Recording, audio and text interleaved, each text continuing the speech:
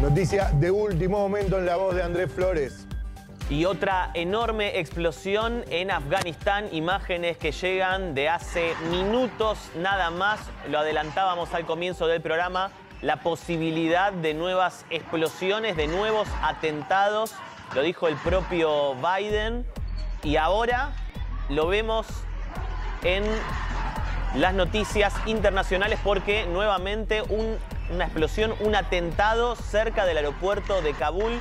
Las imágenes de la desesperación y el horror nuevamente en pantalla porque se habla incluso de Guardian poniéndolo en como último momento la posibilidad de que haya sido un misil, un cohete, en realidad un cohete, no un atentado suicida, lo cual le da todavía más complejidad. Recordamos el atentado anterior que fue atribuido a ISIS-K, esta rama del Estado Islámico opuesta a los talibanes y que comete este tipo de sangrientos atentados. La información de último momento que están manejando los principales medios de habla inglesa en Afganistán hablan de un cohete que impacta contra una casa cercana al aeropuerto. Hablan también de escenas de desesperación de gente corriendo y liberando la zona. La embajada británica sacó hace muy poquito un comunicado para por lo menos tratar de alertar a quienes están en la zona que liberen inmediatamente las inmediaciones del aeropuerto. Esto fue 5 o 10 minutos antes del atentado. Ya había información de los servicios de inteligencia de los Estados Unidos sobre la posibilidad de un atentado en la zona. Y ahora vemos cómo lamentablemente se cumple esta información que se daba. Esta rama del ISIS, que es una rama mucho más extrema. En un rato vamos a repasar unas placas que armamos.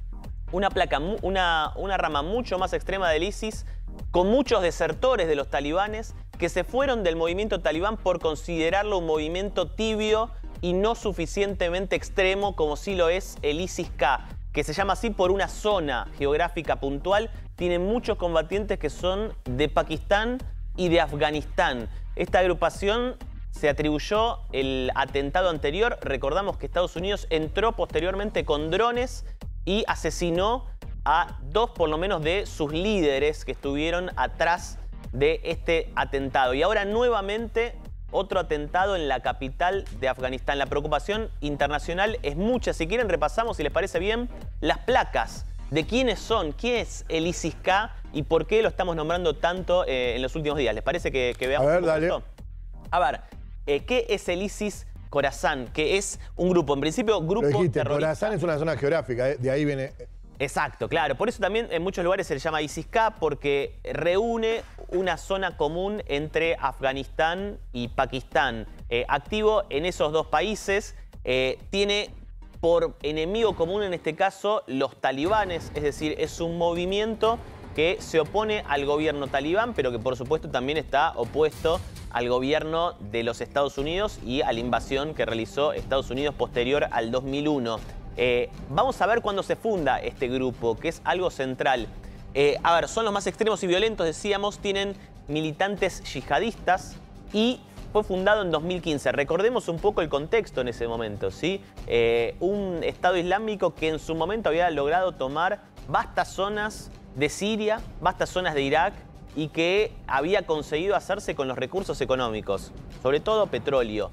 Y una agrupación terrorista que logra tener los recursos económicos para cometer atentados y apoderarse de territorio, básicamente de gobernar, por eso el pretendido Estado Islámico. Ahora lo que vemos es una rama que por supuesto el territorio que tiene es mucho menor, en una zona oriental de Afganistán que está bajo control del Estado Islámico. No tienen control los talibanes de esa zona y en esa zona es donde se entrenan estos terroristas.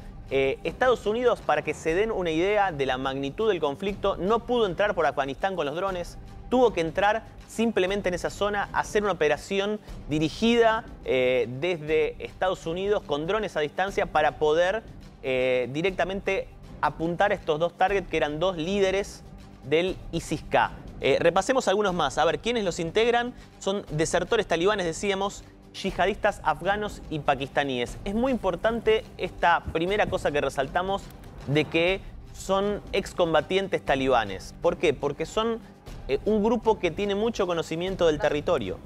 un grupo que tiene conocimientos de zonas montañosas donde es muy difícil entrar. Lo vimos con los combates de Estados Unidos, con el intento, recuerdan, allá por el 2001, cuando Estados Unidos va a buscar a Osama Bin Laden en las montañas de Tora Bora, que esa operación fallida en donde estaban muy cerca y finalmente no logran encontrarlos. Bueno, toda esa zona es muy compleja y Estados Unidos, por supuesto, durante estas 2 décadas tuvo realmente muchas dificultades para ir a buscar a estos grupos terroristas. En ese momento los talibanes, pero ahora también pasa con esta agrupación, con el ISIS-K.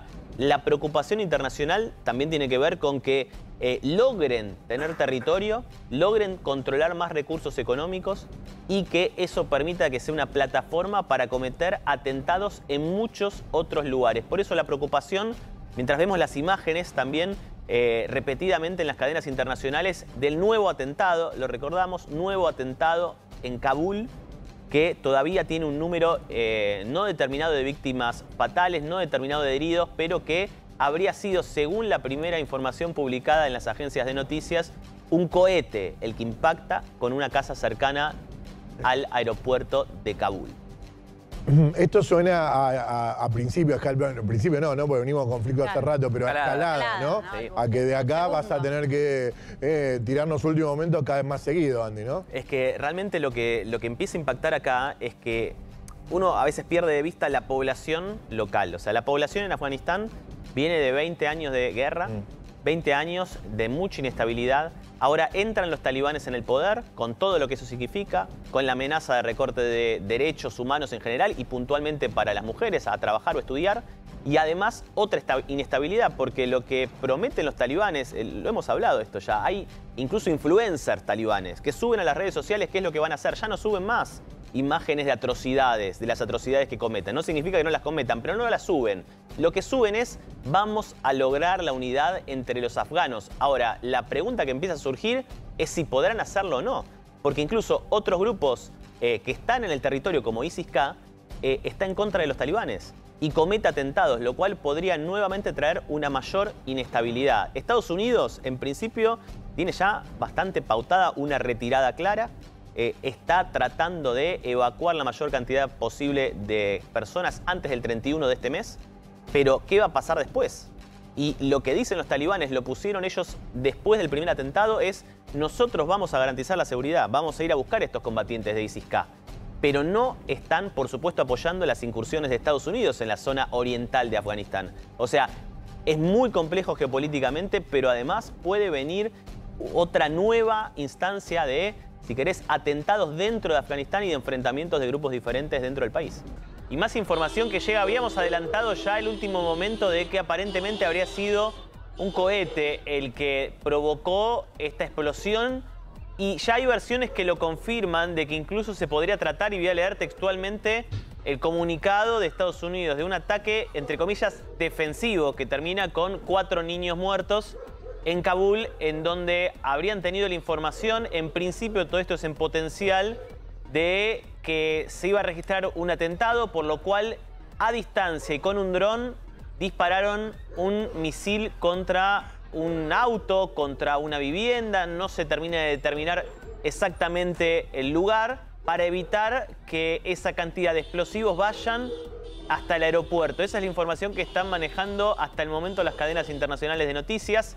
Hay que tener en cuenta... El objetivo no era esa casa, sino que en realidad se interceptó la carga. En principio no se termina de evaluar si fueron 2 situaciones distintas, si fue que Estados Unidos realizó este ataque, entre comillas, defensivo, y además existió esta explosión, o todo fue el mismo episodio. Pero una de las teorías dice eso, Carmela, que habrían intentado detonar la carga antes de que ese vehículo entre hasta el aeropuerto. Y que el ataque en principio fue exitoso. Eso es lo que dijo Estados Unidos, pero obviamente siempre teniendo en cuenta que hay 6 muertos, 4 de ellos son niños que estaban en el lugar. Recordamos que todavía quedan 300 personas, 300 ciudadanos estadounidenses en el aeropuerto de Kabul que van a ser evacuados de acá a lo que queda, hasta el 31 de agosto.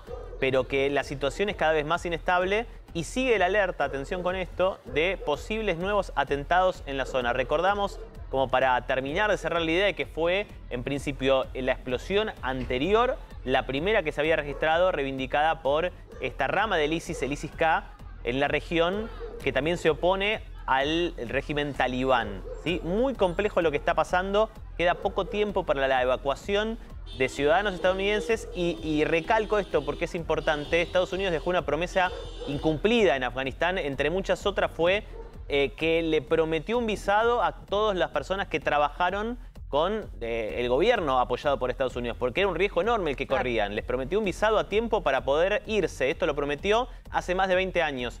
De la cantidad enorme de solicitudes que hubo, solo un porcentaje muy mínimo logró establecerse fuera en los Estados Unidos. Hoy, con esta retirada, esas personas quedan en peligro y, por supuesto, a merced de los talibanes. Gracias, Andy. Allí con todo lo que está ocurriendo en Kabul. Volvemos rápidamente a nuestro país.